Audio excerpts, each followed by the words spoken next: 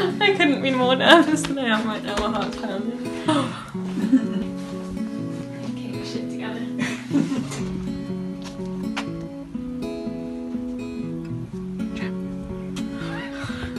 No sign yet. Oh my god, this is real.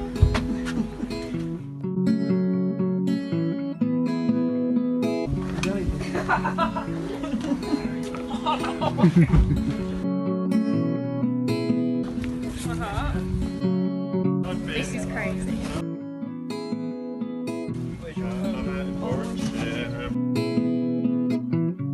It's a book.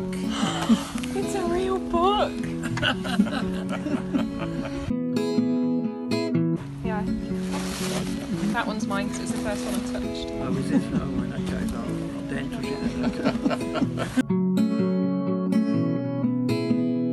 Oh my god, Stu, thank you so much.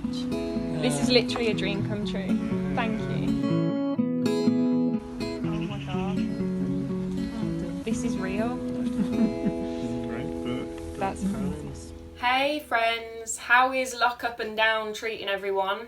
I know it's been a massive roller coaster for everybody, but today I'm not going to be able to keep the smile off my face because I know that when this video goes up on YouTube, it means that it is the book launch for Leah Atherton's book A Sky the Colour of Hope and for my book Unorthodox, both being published by Verve Poetry Press, and we are so excited. We thought we'd do a video book launch for you because we were supposed to be in Waterstones doing an event, but obviously all events are off, so hopefully that will happen at some point in the future.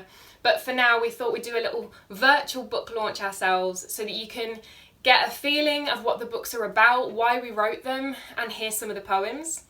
Leah and I met probably about 2 years ago now at a little night, poetry night in Sturchley called Sturchley Speaks. And I just started doing open mics. I'd probably only done about 3 or 4 maybe at that point.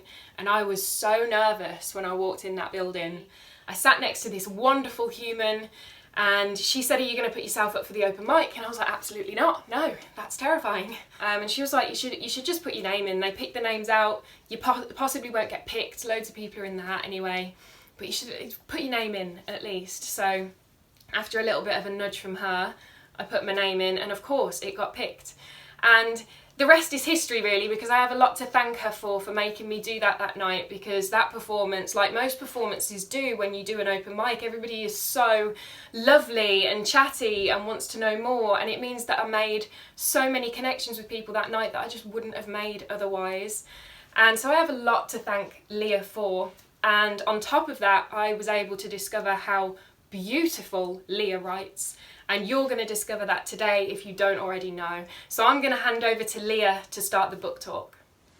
They say that salt water is a great purifier, so I'll run to the sea, turn my bones to salt in the river of my steps, ask to return to something bigger than I am. Let me arrive undone from pretences, shedding my layers of regret, of doubt. Let me arrive naked as will and saltwater skin, because what is prayer, really, if not stripping down what is pretty to show what is real, honest as bone? And I never knew before that there was such grace in emptying like this, in hollowing out like this, becoming paper lantern like this. Let me burn like the wick of me is sagebrush and will never run out. Let me burn so bright that my demons turn shadow puppet on the outside of my skin. Let the smoke speak the things I was never brave enough to say out loud, but here. Let me find that there is nothing salt water cannot cure, preserving for future, but drawing the poison out like this, here. Let me find answers to the questions I could only ask in salt. Let the ocean show me another word for mercy. Let me find forgiveness that tastes like sage and salt water and ash. But here, now, before the endless sea, I am a burning river, and the waves are leading me home. It wraps its prodigious limbs around my chest, pulls inwards, suffocating me, buries its extremities beneath my ribcage, defeating the shield to restrict blood flow through my arteries. The invisible beast hangs dormant on my shoulders, awaiting one uneasy breath to convince me I feel smothered. Tears roll effortlessly. Abuse at my own hands, mirroring the way he used to stifle me. The numbness is a relief. Otherwise this would hurt if it was attention I wanted. There are easier ways than this all-consuming threat, brainwashing me to be an introvert. I long to speak of other thoughts, except positivity is swallowed by trepidation. I long to tell you of the battle I just fought, but right now panic is my only obligation. So, welcome to our launch that's not a launch. I am super excited to introduce my new collection, which is called A Sky the Colour of Hope. And yeah, a lot of it has either been written on a trail or directly been inspired by events and what kind of passes through my head when I'm out on an adventure. And the biggest one of those adventures was a 31-day solo fast pack of the South West Coast Path, which traditionally goes Minehead to Poole. It's 630 miles.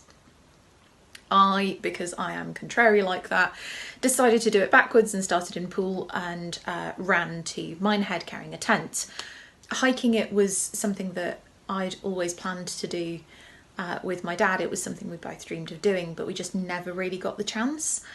So a lot of the impetus behind doing that was to kind of mark the 10th anniversary of when he passed away.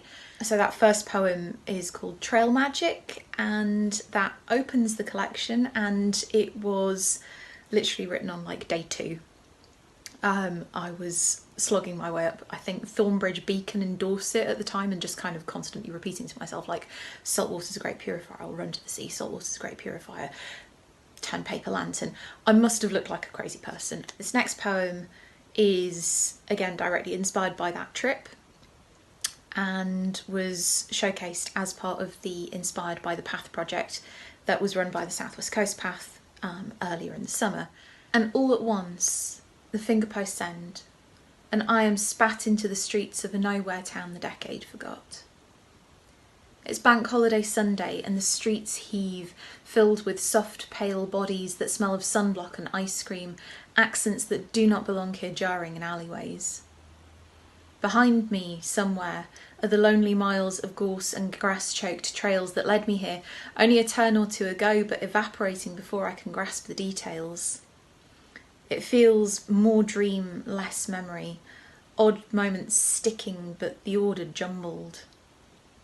Gone is the ever-present rush of water, drowned under car stereos and wine-soaked bravado. Everyone is shouting at once, and my head is a hollow drum the noise inhabits. From a rundown arcade, a jumble of tinny-sounding game jingles spill onto the pavement, where men in scuffed trainers prop open the door to smoke. They eye me for a second, frown, take another drag on their cigarettes. I make my way through the clutter, dodging plastic buckets and spades, caught in the in-between when a brummy drawl cuts through the din and I'm momentarily displaced. Realities forked. In one, I'm passing through the bull ring on my way home. I'm tired from a day at work and upset with my boss. I'm concrete here, a weary kind of permanent. In the other, there is nowhere I'm going back to. I'm a tumbleweed traveller passing through, noted more as negative space than nuisance. My thoughts taste too loud. There, the other me shouts too much. She is full and the fullness spills out, all belly laugh and tart contradiction. Here, I'm a hermit crab with no shell to crawl into. I think I had one once. Before. But now I'm scraped down by the path, as much a part of it as it is of me. It feels like wildness, like simultaneously traversing and becoming. In the other universe, The other me boils the kettle and uses cooking tongs to get the pasta down from a high shelf. The man whose jumper she has borrowed will be home soon, and a country album is playing with the volume turned up high. There is realness in this, a steady grounding that doesn't make demands. In this, I know I'm here by the rasp of my rucksack against the open welts on my back. The pain is tuned out from all-consuming to a white noise, the kind I have to concentrate to notice again. Dust and grit cling to my legs, and there is no jumper to borrow. The pasta for dinner is a Tesco meal deal eaten alone by the harbour. I do not remember the last time I had a conversation. Or showered. Around me, tourists argue and take selfies while the gulls eye their chips. They do not see me leave. Within moments, the cacophony fades and I am present. Soft ground, cool breeze, raw back. Familiar and known. I nestle my tent beneath the boughs of a hedge and listen to the crows from the cocoon of my sleeping bag. In the morning, there'll be no trace left that I was here. In the other place, that me curls onto the chest of the man whose jumper she still wears. There is something on the TV, but it is less there than she is. She falls asleep in the middle of the episode and cannot imagine being anywhere else. And not for the first time. I wonder which of us is real. Cool, so apparently I like to give my content warnings one poem too late. That last poem was about panic attacks. It was me just really trying to express at the time how it felt to go through one from a personal point of view. And obviously for the remainder of the set, if there's anything mental health / illness wise or sexual violence wise that you just don't need to hear today, please don't put yourself through it. Be mindful of what you need to hear, as always. So my book, Unorthodox, it's an autobiographical poetry collection, and I always say it kind of wrote itself because I was just writing to help me to cope with things. And then when I started performing them, which I just never intended on doing when I started writing, I didn't expect to share them with anyone except maybe like a close friend or my parents, because I was trying to help them to understand what I was going through. And then when I started sharing them and I realised they were relatable, it kind of spiralled into sharing them more, headlining, and then the book came along and it was already there. It was kind of written itself, which was really nice. And especially because I was so ill when I was writing a lot of these poems, I don't remember a lot of it. So it is like they wrote themselves, which is kind of cool and extremely strange.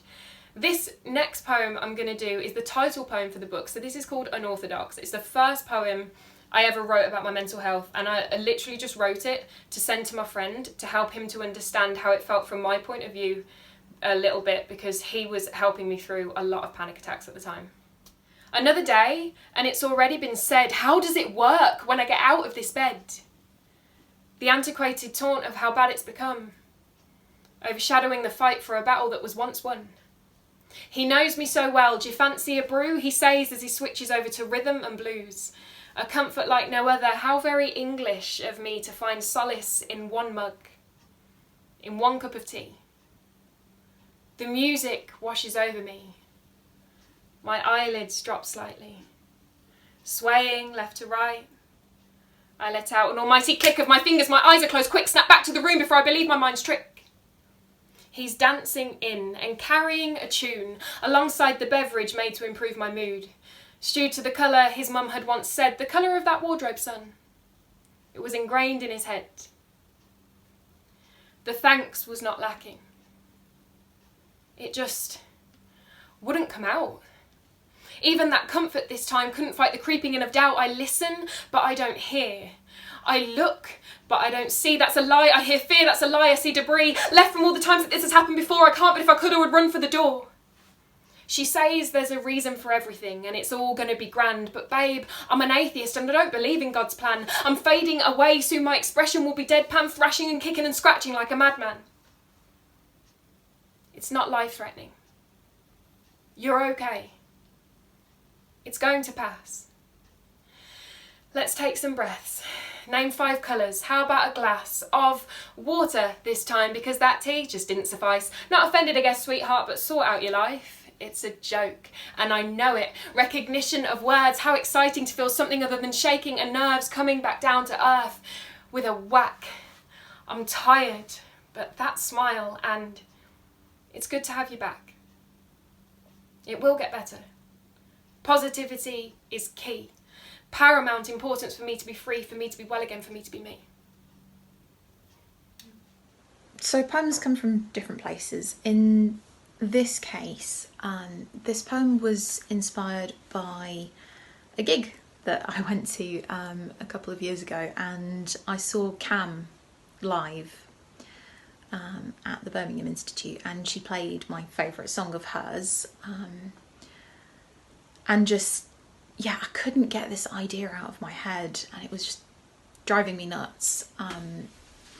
So I kind of went home and wrote a whole lot of nonsense, and out of that I ended up getting this poem, and it was inspired by her song Burning House. After the fire, after Cam. Do you remember standing together in a burning house, pretending not to see the flames while the roof crashed around our ears? We don't talk about what we lost in the fire. Don't talk about the how or the why or the scraps of a dream we refuse to wake up from. Now, my hands smell like your cigarettes, and you find strands of my hair in your coat long after summer's gone. We wander familiar tracks, follow our feet back to ruins, keep company with ghosts to revisit foundations we built, now just dust lines in the grass we let grow over them. But where I still hear your laugh echo between walls that no longer stand, and skeleton lintels mourn the bricks we laid one by one. We sit amongst the weeds that used to be a kitchen, turn the patch of cloud above into a skylight, don't talk about the firefighters, the friends running buckets yelling to get out. I don't know who carried the oil and who the matches, but we built this together and then burned it down. And I still carry kindling in the jeans pockets you used to slip your hand in when we walked. We've been dreaming about the blaze for months. Woke every time clinging on to the memory of a home, not talking about the wreckage we made. We've never felt more alive than right there.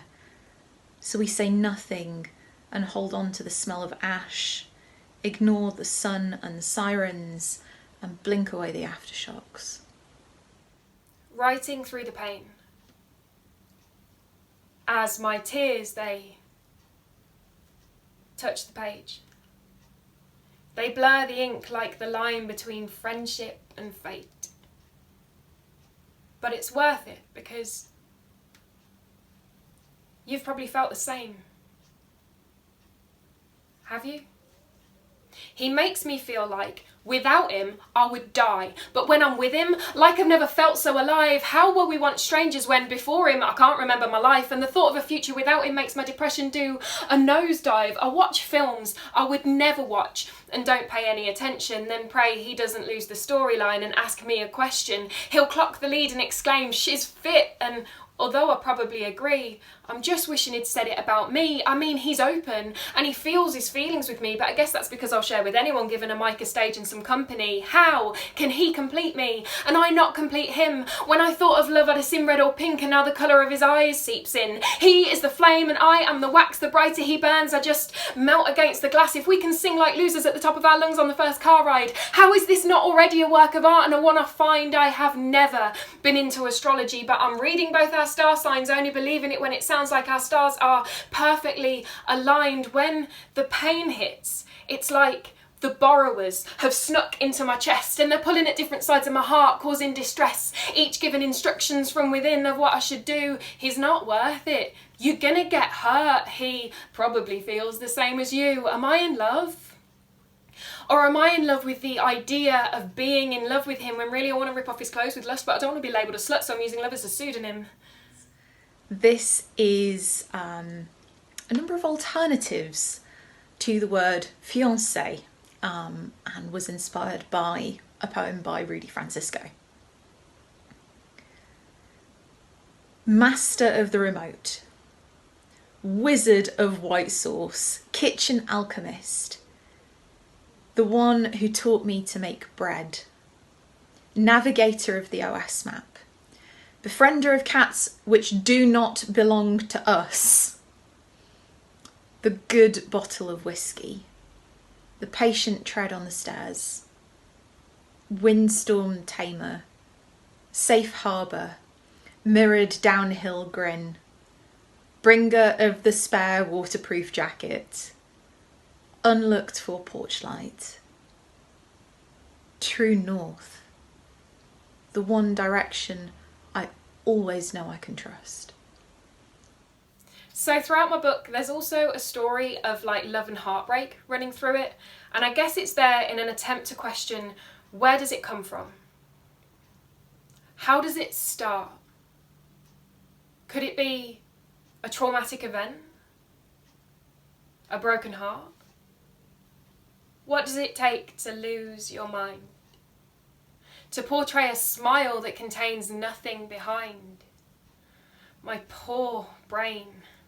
My pathetic brain, my useless brain. I've just awoke and I'm already drained. Or did I sleep? I don't recall the night that just passed. It doesn't switch off. My head is a vast vessel of worry. I'm trapped in my mind, but haven't I always been? Only now I can't find any sense to be made within it. But one day, when my mind starts to clear, I'll be like a firework in the rain. One that goes up and explodes into a dazzling sea of colour, never to fall back down again. Despite the storm and the dampening mist, my light will glow, my warmth will insist that I have conquered the journey from rock bottom to sky. Those who've watched will smile and release their sigh. The chemical reaction will be finally right. The sky will illuminate into day before it descends back into night. The resonance in my outburst will signal that you can do it too. Be patient in your preparation. Then be brave and light your fuse. Dear Scotland, I'm not big on writing home, but I sure seem to write to you a lot. Dear Devon, it's not that I don't love you, I think we outgrew each other. Dear Germany, you taught me what love feels like. Dear Oxford, just remember, it's Georgian, not old, okay? Dear Spain, it's complicated. Dear Scotland, I wrote poems about you. Dear Birmingham, it's not you, it's me. Dear Paynton, when did you get old? I didn't notice the shine wearing off until I'd already gone. Dear Seville, thank you for redemption. Dear Manchester, I don't know. I'm sure we'll work it out someday.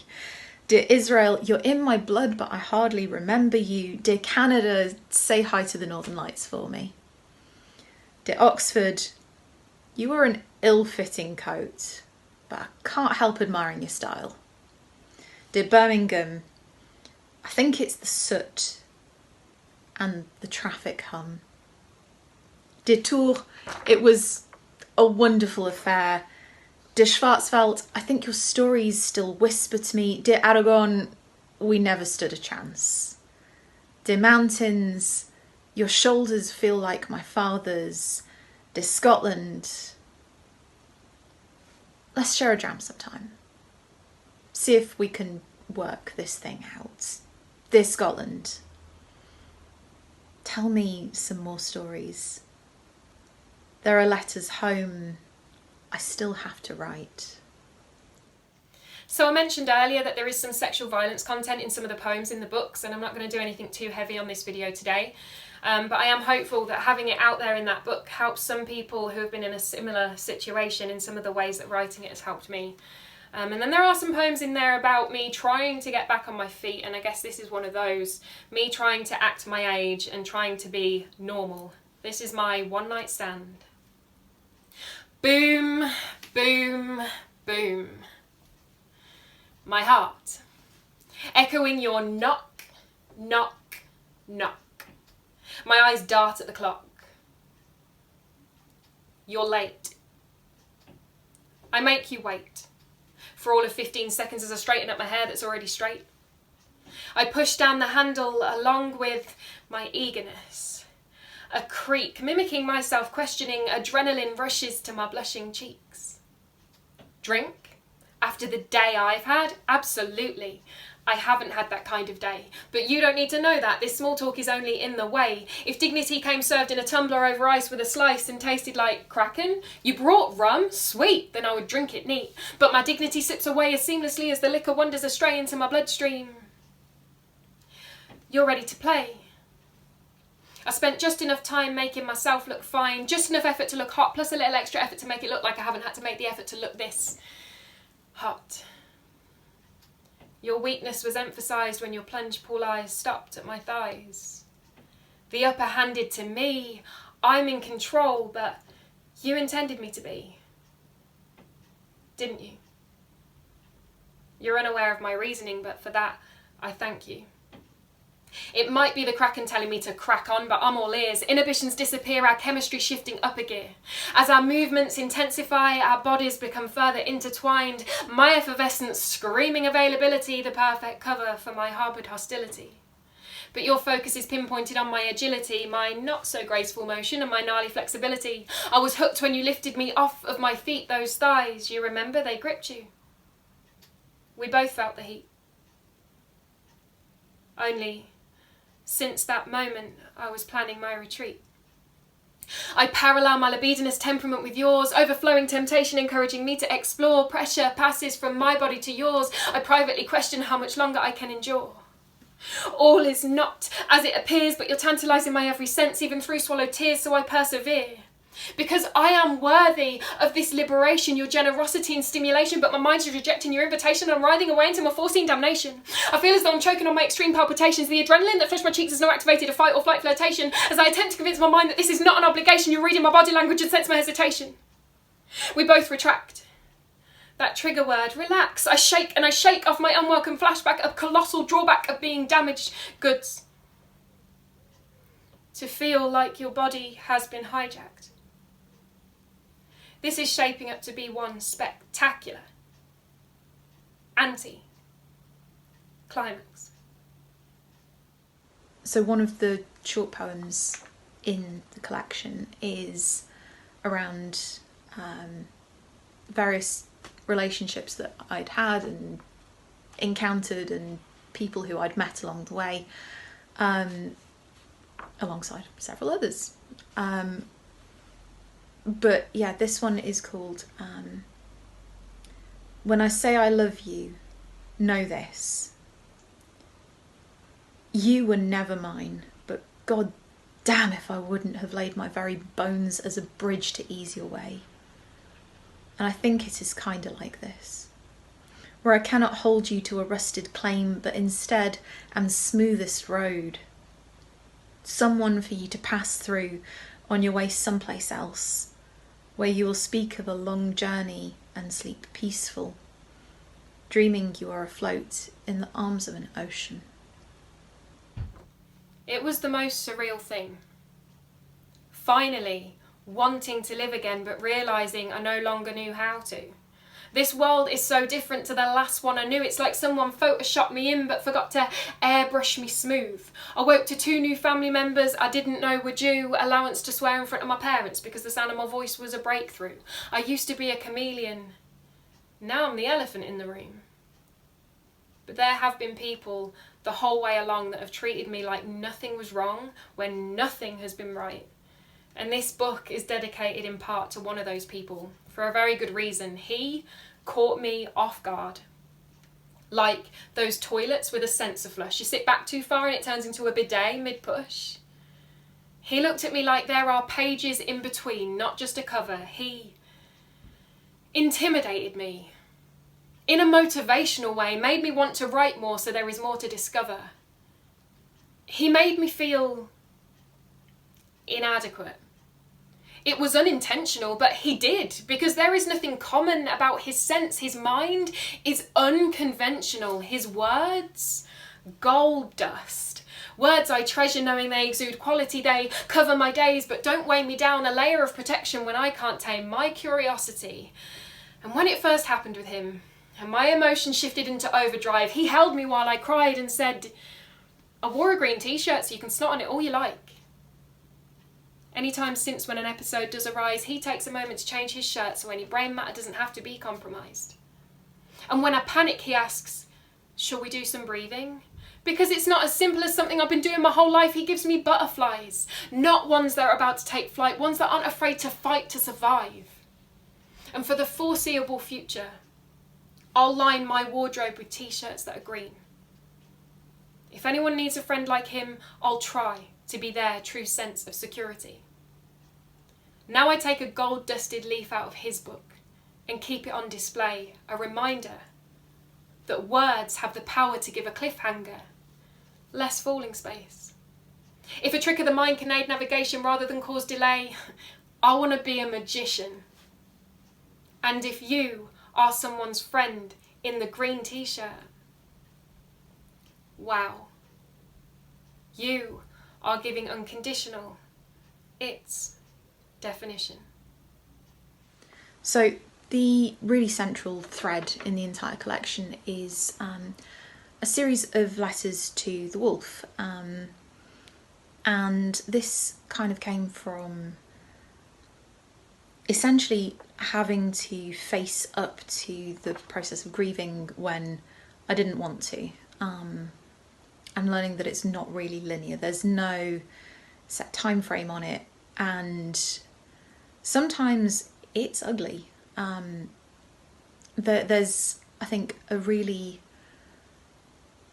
set way that you're kind of quote unquote supposed to grieve for somebody. You know, you lose someone, you're really sad, you miss them like crazy, eventually you kind of move on with your life, but there's not really a lot of room for nuance in this, and something that I kind of had to really face up to on the coast path when I was really taking the time finally to confront this was that there was a lot that I hadn't dealt with at the time, and those kind of snippets are directly taken from my journal when I ran it, and when you put them together they make this, and this is a series of unanswered letters to my father.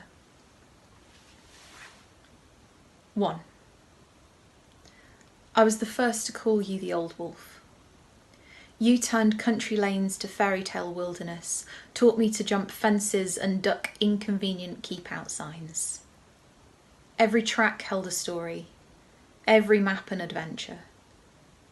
You made magic feel real, and I have searched for the ghost of it ever since you left. 2. When I was 8 years old, you brought home a rabbit and taught me to skin it. You always said I was too soft, that I needed to toughen up. That day, I learned what happens to soft things in this house. 3. You used to call me Little Bird. I was the quieter of your daughters, but each year I understood when the swallows began to fly south. September remains the month I am most at peace with your memory. 4. Papa, I don't think I grew up the way you intended. There is no manual for this. 5. I still carry your expectation in my pockets. It measures time in achievements you would not be proud of. 6. I cannot remember the smell of your hugs without disinfectant and hospital sheets burning my nose. There is no manual for this. 7. I stared down a feral dog yesterday, and it is the closest I have come to speaking to you in years. 8. September still brings the south yearning. The man I love does not understand this, but I pretend you would like him anyway. 9. What you taught me about defence did not protect me. I do not blame you for this. Soft things do not survive in this house. I have learned the hard way that I am stronger than a skinning knife. 10. Part of me is glad you will never read my poems. Another wants to scream them at the boatman until he tells you I did something worthwhile while you weren't looking. There is no manual for this. 11. Peace found me when I least expected it. I do not recall where I left the guilt behind. Perhaps the boatman took it with the last letter I sent. 12. The magic never left, it turned out. I do not know if I spent those years chasing you down or trying to escape you, but now I am running beneath a sky the colour of hope, and your shadow cannot reach me here.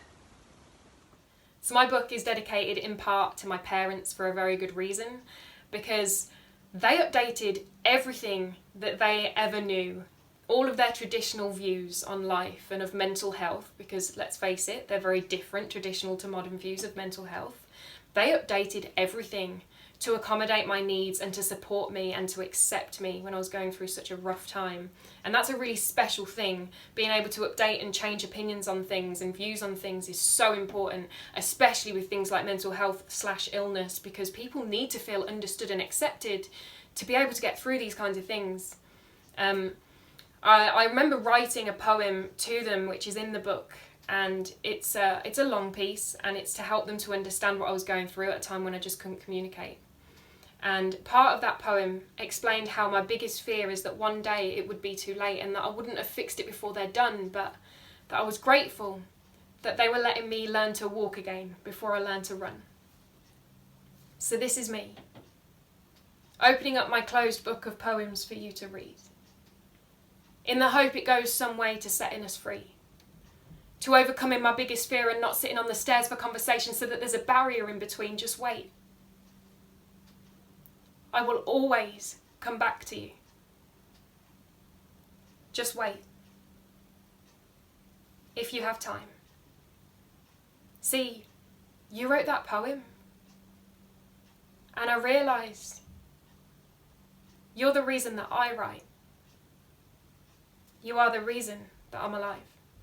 So this is my last poem for you, and yeah, alongside the process of learning to grieve is kind of the art of letting go. And this one came about after a trip to Scotland. I actually got lost in my own metaphor, as it turned out, and yeah, it kind of sparked some interesting research when my colleagues kind of wandered over and found me looking up ancient human sacrifice rituals. But, you know, what's the life of a writer without some weirdness like that? So yeah, this one is called PEATBOG Magic. Here goes. Today I ran to the water's edge, followed my feet in the trail of a memory too old to be my own, stranded here, where marsh mist curls round my ankles, a welcome to my steps. I'm sat on the bank of a river without a name, little more than a blackwater trickle where the air hums retreating summer and bent back trees lean in to watch the clouds reflected. People came here once to talk to their gods, but I come here to talk to you. You have never been here, the water whispers, PEATBOG promises of secrets kept in the still. Give me your troubles, it says to me. I will remember. The procession of trees gathered where once there were priests, wearing the mist as a shroud, and reminds me that I am on hallowed ground. What they left here was never meant to survive. Blackwater and Rowan the only remaining gatekeepers. Deep in this water there are treasures, gold and silver, wrought and then ruined, sacrificed to gods who knew that some things have to be broken to be beautiful. We were broken enough to be beautiful. The gods have no use for things which could still live among us, and we have inflicted such damage on these memories that they have become holy. Everything that came here before me met a violent end, and we are no different, but there is a comfort in knowing that this is where ruined is a byword for sacred, every blemish perfect. We're safe here, where only the trees will speak memorial. And so I empty my pockets of the things I've held on to long after I should, everyone exquisite and familiar and broken beyond all recognition. This is how I know they are mine. The people who made this path would have understood. Let it go, the water tells me. So I roll the memories between my fingers, multicoloured pieces of us worn smooth with time and the rub of my hips as I walk, count them out like prayer beads. Here, the taste of cheap bourbon and lip bite that I snipped in December to spit out in July, the way I drank until the alcohol no longer tasted like an apology. Here, the stars in November, the scorch of fireworks and toffee apple kisses under rain-damp trees. Here, how I reread every poem I have written looking for your fingerprints in the ink, how I set fire to all the photographs but one, put it in a cast iron box with your voice so the magic couldn't seep out, hoped the smoke wouldn't reach you. Here, how I put my fist through the wall until it spelled "I miss you" in Morse code. Blackwater promises made in the fog before daybreak and burned off in the sun. The scars we traded and then kissed and re-scarred again until they were broken enough to be ours, God-touched. Hold it all in my cupped hands with bones of what was. Give it to me, says the water. And I do. People, thank you so much for watching our book launch video. You can now buy these books. I'm going to have to repeat that so many times for that to sink in. Leah Atherton, A Sky the Colour of Hope. Jemima Hughes, Unorthodox. Available to buy on vervepoetrypress.com right now. On a personal note, I have a website, jemimahughespoet.co.uk. There are some videos on there, there's some info on there, but there's also some numbers to reach out to if you're struggling with your mental health or with a domestic abuse situation, so please consider looking at that if you need help. And as of today, you can also buy a signed copy of my book from there. So there's that. Wow, this is wild. All right, thank you so much for watching. Like, comment, subscribe if you have time, and I'll catch you guys soon.